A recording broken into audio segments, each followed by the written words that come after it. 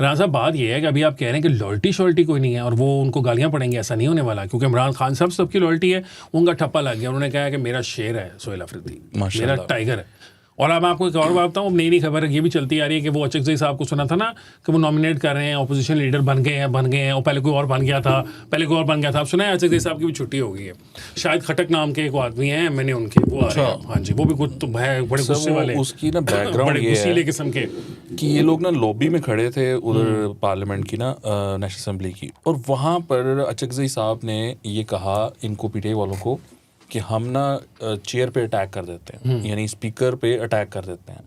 تو وہ P T I والے ایک دم حیران ہو گئے کہ یہ کیا کہہ رہے ہیں، تو انہوں نے کہا نہیں یہ نہیں ہم کر سکتے، ہم اٹیک نہیں کر سکتے ان کے اوپر۔ یہ بات نا نکل آئی تھی باہر، یہ کافی پرانی بات ہے، کچھ دن پرانی بات ہے، مجھے تک بھی پہنچی، پر میں نے یقین ہی نہیں کیا، میں نے کہا یار یہ ہمیں کسی نے اڑائی ہے، یہ بات نہیں ہوئی ہے۔ آج جو اجلاس ہے وہ شروع ہوا اور اس پہ جو اسپیکر قومی اسمبلی ہیں انہوں نے یہ بات کی کہ یہ پلان کیا گیا، یہ بات کی گئی اور یہ بات نہیں کرنی چاہیے تھی، جس پر کہ گورنر صاحب نے کہا کہ ہم اچک زئی کو لیڈر آف اپوزیشن مانتے ہیں۔ فوراً اسپیکر نے کہا میں نہیں مانتا،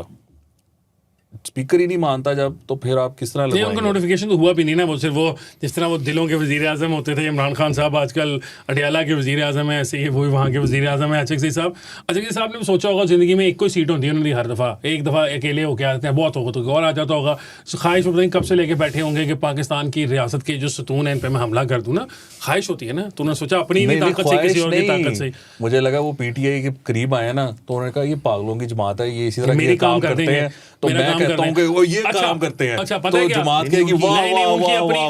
اپنی بڑی خواہش ہے، آپ یہ نہ کریں، سب کچھ پی ٹی آئی پہ نہ ڈالیں۔ اچک زئی صاحب خود بڑے ماشاء اللہ پہنچے ہوئے آدمی، اور سب سے زیادہ مزے کی بات یہ ہے کو موقع نہیں چھوڑتے وہ اس ریاست کا فائدہ اٹھانے کا، اسے پیسے کھانے کا، یہاں سے بلڈ جسے سکنگ کہتے ہیں نا، ہم کہتے ہیں کہ بلڈ سکرز بیٹھے ہوئے ہمارے اوپر، موقع نہیں وہ چھوڑتے، ساتھ اس ریاست کو برا بھی کہتے ہیں۔ یہ کمال شٹک ہے، میں نے سیکھنی ہے کہ کیسے آپ ریاست کو، اس کے اداروں کو برا بھلا کہتے رہیں، گالیاں نکالتے رہیں اور ساتھ ساتھ آپ اسی ریاست سے مال کماتے ہیں۔